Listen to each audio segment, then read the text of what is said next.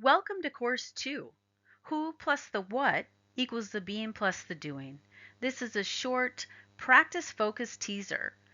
One clear move you can try this week to help goals stick by honoring identity and context. We'll keep it tight and usable. Course 3 will deepen the thread.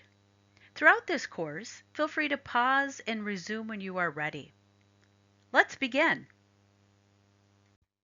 First, let's cover the learning aim for this short lesson. Our objective is simple. Learn to coach a client's agenda while honoring their identity, context, and emotional truth. This is a self-study. Read, try one micro practice, and journal briefly. The aim isn't mastery today. It's a repeatable habit you can test in practice. This will build directly on what was covered in Course 1. Course 1 practiced a reflective stance, slowing, noticing, owning assumptions. Course 2 applies that stance in session. We use the reflective pause to read two linked things. Who is identity and what is the goal? That pairing creates more durable change.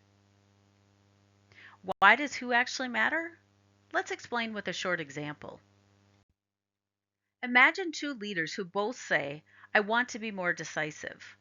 One tightens because they fear judgment. The other lists steps and moves forward. The same what, very different who.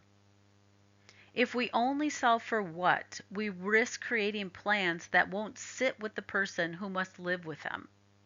Holding the who makes behavior sustainable. Let's state the simple equation that guides this work.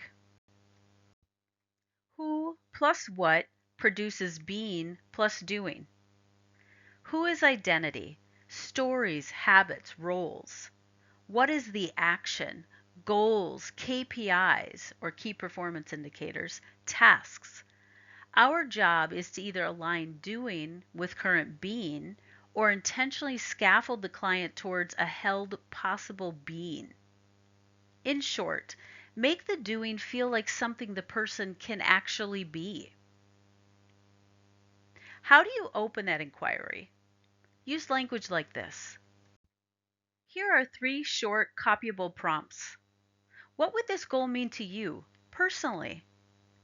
If this were true, what would change about you? What part of you is most invested in this outcome? Use them as a consistent first move.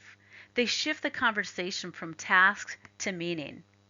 Now go ahead and practice. Select pause, pick a prompt, and say the statement out loud. Resume when you're ready to continue. We balance 2 modes when we do this, frame and flow. Frame is structure, agreements, and one measurable step. Flow is atonement, listening for language, tone, and pause. Quickly scan for identity language, recurring stories, or physiological cues.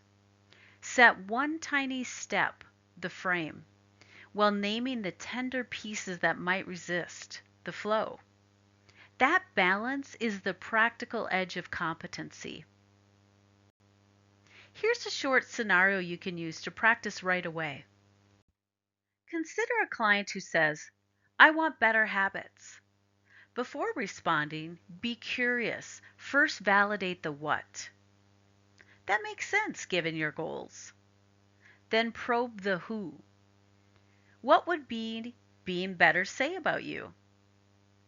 When we pause to acknowledge the person by asking questions like these, we allow space for the client's emotions, beliefs, values, and move into the coaching session.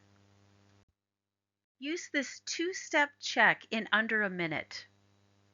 What do you want to achieve this week? The what. What would that achievement mean to you about who you are? The who. Capture a one-line identity-linked indicator, something tiny and observable. Complete the template once for a client this week and run it for 7 days. That's the micro-experiment. Competency shows up in how you respond to what the client elevates. Here's a quick tooltip. When a client elevates something, identity, fear, urgency, or system constraints, your response matters more than the number of questions you ask. Use this table as a fast map. If you notice identity language, name the cue and invite meaning. This correlates with ICF competencies 6 and 8. If you notice fear or shame, validate and offer choice. Explore now or design a small test. This aligns with competency 4 and 3.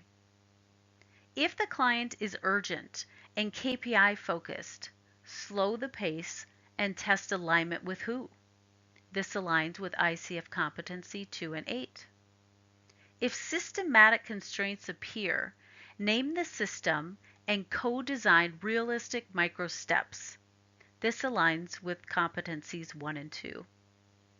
A competent response is timely, tonal, and offers agency. Explore versus experiment rather than rushing to fix. One final ask before we close. Your invitation. Pick one client and design a 1-week micro experiment using the who and the what template. Journal one quick indicator each day. Course 3 will expand on this practice into systems, powers, and coach client intersections. We'll go deeper into how context reshapes identity and action. Try the micro step this week and notice what happens. Thank you for being here. You matter.